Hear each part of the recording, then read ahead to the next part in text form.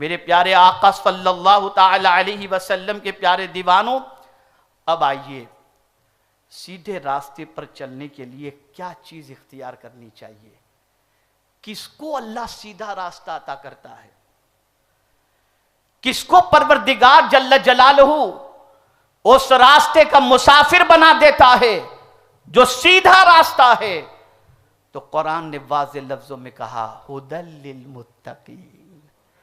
جب کوئی اللہ سے ڈرنے والا بندہ ہو، جس کے دل میں اللہ کا ڈر پیدا ہو جائے، وہ بندہ غلط راستے پر نہیں سیدھے راستے پر چلتا ہے، قرآن کی گائیڈ لائن کو فالو کرتا ہے اور مدینے کے تاجدار صلی اللہ علیہ وسلم کے ارشادات پر عمل کرنے کا جذبہ اس کے اندر پیدا ہوتا ہے۔ اسی طریقے سے فرمایا ھدی ورحمۃ للمحسنین، نیکی کرنے والوں کو اللہ سیدھا راستہ عطا کرتا ہے۔ میرے پیارے آقا صلی اللہ تعالی علیہ وسلم کے پیارے دیوانوں، اب سمجھیں جو مین گفتگو کی طرف میں آ رہا ہوں، اور میں جو سمجھانا چاہتا تھا آج اسے آپ سمجھنے کی کوشش کریں۔ کن لوگوں کو سیدھا راستہ نصیب نہیں ہوتا؟ کون گمراہ ہو جاتے ہیں؟ کون بھٹک جاتے ہیں؟ کن کی زندگی آؤٹ آف ٹریک ہو جاتی ہے؟ اس کو بھی قرآن نے مینشن کیا۔ قرآن کہتا ہے افرائیت من اتخذ الہہ ہوا وَأَضَلَّ اللَّهُ عَلَىٰ عِلْمٍ وَخَتَمَ عَلَىٰ سَمْعِهِ وَقَلْبِهِ وَجَعَلَ عَلَىٰ بَصَرِهِ غِشَاوَةً فَمَنْ يَهْدِيهِ مِنْ بَعْدِ اللَّهِ أَفَلَا تَذَكَّرُونَ۔ ہم کہتے ہیں کہ اللہ ہمارا معبود ہے، لیکن ہماری زندگی میں کشمکش ہوتی ہے۔ توجہ چاہوں گا، اب جس گفتگو کی طرف میں آ رہا ہوں یہ آج کی گفتگو کا میرا اہم موضوع ہے۔ کشمکش ہوتی ہے، ایک ہماری خواہش ہے اور ایک رب کا فرمان ہے، دونوں کے درمیان جنگ شروع ہو گئی۔ خواہش کہتی ہے پکچر دیکھ لو، اللہ فرماتا ہے مت دیکھنا۔ خواہش کہتی ہے بدکاری کرو، اللہ فرماتا ہے نہیں۔ اب بندے کی زندگی جب خواہش کی پیروی میں گزرتی ہے تو اللہ جھنجھوڑتا ہے بندے کو اور اپنے محبوب صلی اللہ علیہ وسلم سے فرماتا ہے آپ نے دیکھا ان لوگوں کو جنہوں نے اپنی خواہش کو اپنا معبود بنا لیا، میری نہیں مانتے، خواہش کی مانتے ہیں، خواہش کے سامنے سرنڈر ہو جاتے ہیں، خواہش کے آگے جھک جاتے ہیں اور خواہش کی پیروی کر کے اپنی دنیا اور آخرت کو برباد کر دیتے ہیں۔ اے رسول اعظم صلی اللہ علیہ وسلم کے دیوانوں، میں نے جب خواہش کی تفسیر پڑھی اور قرآن مقدس کی چند آیتوں کو ہوا کے حوالے سے میں نے پڑھا کہ جہاں جہاں ہوا کا لفظ آیا ہے اور خواہش کا تذکر آیا ہے، اس کے بارے میں حضرت ابن عباس رضی اللہ تعالیٰ عنہ کا ایک قول میری نظر سے گزرا، اللہ اکبر۔ حضرت ابن عباس فرماتے ہیں کہ خواہش کے لیے برا ہونے کے لیے اتنا ہی کافی ہے کہ اللہ نے قرآن میں اس کا ذکر اچھی طریقے سے نہیں فرمایا، خواہش کو برا ہی کہا ہے، خواہش کو برا ہی کہا ہے۔ اور رسول اعظم صلی اللہ علیہ وسلم فرماتے ان مما اخشى علیکم شہوات الغی فی بطونکم وفروجکم ومضلات الہوا۔ اللہ کے رسول صلی اللہ علیہ وسلم فرماتے تمہارے بارے میں سب سے زیادہ ڈر اگر کسی چیز کا ہے تو وہ یہ ہے کہ پیٹ اور شرمگاہ کی گمراہ کن شہوتوں کی اتباع ہے۔ پیٹ اور شرمگاہ، ان کی اتباع، پیٹ جو چاہے جو کہے کھا لو، حرام ہو یا حلال۔ آج کل ہمارے ماڈرن بہت سارے بھائی یہ کہتے ہیں ارے مولانا بسم اللہ پڑھ کے کھا لو، کہاں یہ ذبیحہ وبیحہ دیکھنا، پتہ چلے گا قیامت کے دن۔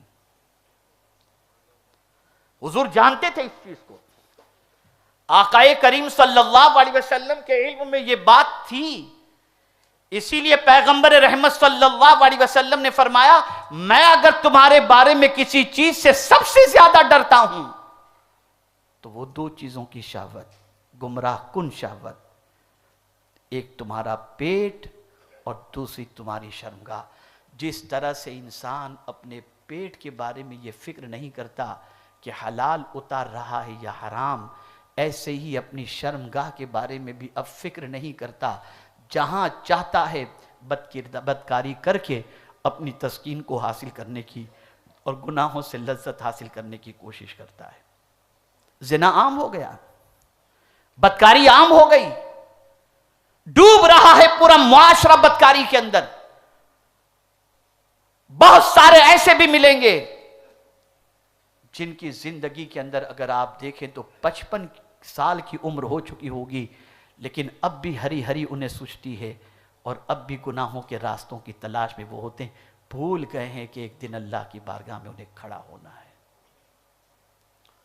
دوسری چیز جس کے سلسلے میں پیغمبر رحمت صلی اللہ علیہ وسلم ڈرنے کی بات کر رہے ہیں، وَمُضِلَّاتِ الْهَوَىٰ، اور گمراہ کرنے والی خواہشوں کی پیروی۔ خواہشوں کی پیروی کرنے والا گمراہی کا شکار ہو جاتا ہے، گمراہی کے اندر ڈوب جاتا ہے، راستہ بھٹک جاتا ہے۔ اور ایسا شخص جو خواہش کا پیروکار بن جائے، اس کے سامنے حق کھلتا بھی نہیں ہے، حق اس کے سامنے حجاب بن جاتا ہے۔ اے رسول رحمت صلی اللہ تعالی علیہ وسلم کے پیارے دیوانوں، اس لیے ضرورت اس امر کی ہے کہ آج سے یہ ارادہ کرو، ہم اپنی خواہش کے پیروکار بن کر زندگی نہیں گزاریں گے، بلکہ رب کے فرما بردار بن کر کے زندگی گزاریں گے۔ اگر خواہش برائی کی طرف بلا رہی ہے اور رب کا فرمان اچھائی کی طرف ہے تو ہم اچھائی کی طرف جائیں گے، خواہش کی پیروی کر کے اپنے آپ کو ہلاکت میں ڈالنے سے بچنے کی کوشش کریں گے۔ اسی لیے مولا علی کرم اللہ تعالی وجہہ الکریم فرماتے ہیں، میں تمہارے سلسلے میں 2 چیزوں سے خوف زدہ ہوں۔ بس اسی پر میں اپنی گفتگو ختم کرتا ہوں۔ مولا علی کرم اللہ تعالی وجہہ الکریم فرماتے ہیں، میں تمہارے سلسلے میں 2 چیزوں سے خوف زدہ ہوں۔ نمبر 1 طول عمل، لمبی امیدیں، اور نمبر 2 خواہش کی پیروی۔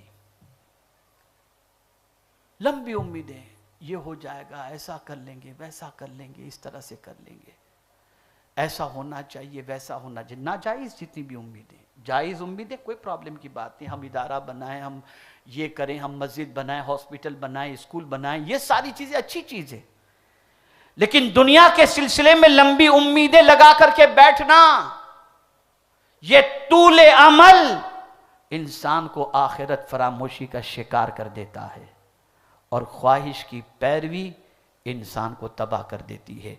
آج گفتگو ختم کرنے سے پہلے میں آپ کو بتا دوں، اس بات کو یاد رکھو کہ ہمیشہ ہمارا نفس ہمیں برائی کا حکم دیتا ہے، ہمیشہ۔ اور مجھے یاد آ رہا ہے جب میں آج تفسیر پڑھ رہا تھا، وَأَمَّا مَنْ خَافَ مَقَامَ رَبِّهِ وَنَهَى النَّفْسَ عَنِ الْهَوَىٰ فَإِنَّ الْجَنَّةَ هِيَ الْمَأْوَىٰ، تو تفسیر پڑھتے وقت میری عقل کی میری عجیب کیفیت ہوئی کہ مفسرین کرام فرماتے ہیں کہ جب حضور صلی اللہ علیہ وسلم اس آیت کریمہ کی تلاوت کرتے تو فوراً دعا کرتے، اللہم آتی نفوسنا تقواہا وزکیہا فإنک خیر من زکاہا انت ولیجہا ومولاہا۔ آپ اندازہ لگائیں، رسول اعظم صلی اللہ علیہ وسلم اپنے نفس کے بارے میں اللہ کی بارگاہ میں دعا کرتے، اے اللہ اسے متقی بنا، ہماری جان کو تقوی شعار بنا دے، متقی بنا دے۔ آج میں سارے یوتھ سے یہ کہوں گا، نفس ہمیشہ برائی کی طرف، جب تمہارے اندر ارمان گناہوں کے ابلنے لگیں، برائیوں کے ابلنے لگیں اور نفس برائی کی طرف تمہیں ڈھکیلنے کی کوشش کرے، بس اس وقت صرف یہی سمجھ لینا تم نے اللہ کو معبود مانا ہے یا خواہش کو معبود مانا ہے۔ اگر اللہ کو معبود مانا ہے تو خواہش کی نہیں سنیں گے، اللہ کی سنیں گے، اور اللہ کی سن کر خواہش کی پیروی سے بچ گئے تو مبارک ہو، ایسے بندے کے لیے میرے کریم نے جنت کی بشارت عطا فرما دی ہے، جنت کی بشارت عطا فرما دی۔ میرے امام نے اسی لیے کہا، رضا نفس دشمن ہے دم میں نہ آنا، کہاں تم نے دیکھے ہیں چندرانے والے. اس لیے یہ جملہ نکال دو، میرا جسم میری مرضی، ہمارا کچھ بھی نہیں ہے، کچھ بھی نہیں، یہ سب کچھ اسی کا ہے، سب کچھ اسی کا ہے، اور اسی کی مرضی چلے گی، ہماری مرضی کہیں نہیں چلے گی. اسی کی مرضی پر سب کچھ راضی رہو، انشاءاللہ دنیا بھی سنور جائے گی اور آخرت بھی سنور جائے گی. وما علینا الا البلاغ المبین. السلام علیکم ورحمۃ اللہ وبرکاتہ.